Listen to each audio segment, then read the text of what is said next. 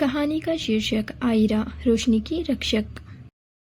बहुत समय पहले 7 पहाड़ियों और फुसफुसाती नदी के पार एक छोटा सा गांव था। गांव का नाम था एलारिन। पत्थर और लकड़ी से बने घर, बारिश की खुशबू और हवा में तैरती पुरानी कहानियाँ। यहाँ के लोग मानते थे कि जादू इस दुनिया से बहुत पहले चला गया है, लेकिन जादू गया नहीं था, वह बस छुप गया था। उसी गांव में एक लड़की रहती थी, नाम था आयरा। आयरा कोई राजकुमारी नहीं थी, ना उसके पास महल था, ना सोने की ताज। वह अपने दादी के साथ एक छोटे से घर में रहती थी। उसकी दादी के बाल चांदी जैसे थे और आंखों में अनकही कहानियाँ।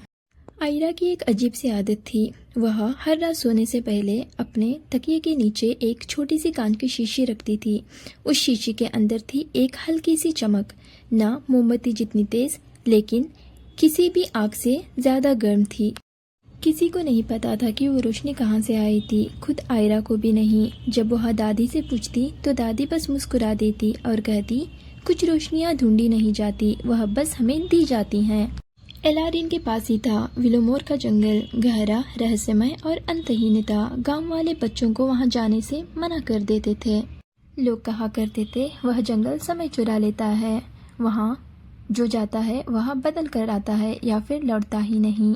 आयरा ने सब कुछ सुना था, लेकिन उसे डर नहीं लगता था। पर उन रातों में जब चांद बहुत पतला और फीका होता, जंगल उसे बुलाता सा लगता। एक शाम जब गांव की घंटियां ढलते सूरज के साथ बज रही थी, आयरा ने कुछ अजीब सा देखा। उसकी शीशी आज पहले से कहीं ज्यादा चमक रही थी। रोशनी धड़क रही थी जैसे सांस ले रही हो, और आयरा बस उसको ही देखे जा रही थी। देखते देखते ही वह उसके हाथ से फिसलकर जंगल की ओर लुढ़क गई। आयरा, दादी ने उसे अंदर से पुकारा, लेकिन तब तक शीशी उस रेखा को पार कर चुकी थी जहां गांव खत्म होता था और जंगल शुरू। आयरा ने बस एक पल सोचा, फिर वह उसके पीछे चल पड़ी। पेड़ों के बीच की आवाज, जंगल के अंदर की हवा अलग ही लग रही थी, पुरानी, भारी, जिंदा। पेड़ पास पास झुके हुए थे, जैसे कोई राज छुपा रहे हों। तभी एक आवाज आई, तुम वही हो ना जो खोई हुई रोशनी को साथ लेके चल रही हो? आयरा रुक गई। कौन? आयरा ने पूछा। एक बड़े ओक के पेड़ के पीछे से एक चांदी सी लोमड़ी निकली। उसकी आंखों में नीली चमक थी। डरो मत, लोमड़ी बोली। बहुत कम लोग जंगल के आवाज को सुन पाते हैं और उससे भी कम चुने जाते हैं। किस लिए? आयरा ने धीरे से पूछा। लोमड़ी ने शीशी की ओर देखा और बोली, रोशनी को लौटाने के लिए। लोमड़ी आयरा को जंगल के अंदर ले जाने लगी। पेड़ हटे और सामने खुला एक छुपा हुआ राज्य। पत्थर का महल था, खामोश गलियां थी, एक भी दिया नहीं जल रहा था। ऊपर आसमान हमेशा की रात से कैद था।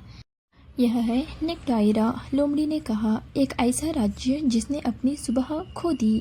आयरा का दिल भारी हो गया और आयरा ने पूछा, ऐसा क्यों?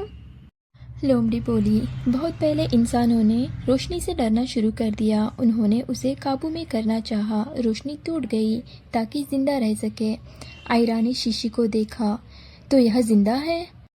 लोमड़ी ने हाँ में सिर हिलाया और आयरा ने पूछा, क्या तुम्हें ये याद करते रहती है? और लोमड़ी ने फिर से सिर हिलाया, हाँ के जवाब में।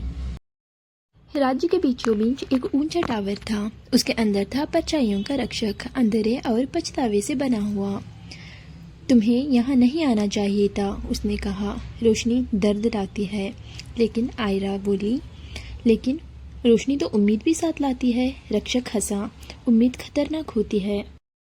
आयरा आगे बढ़ी और शीशी को लौटा दी। यह रोशनी हार नहीं मानी, उसने कहा।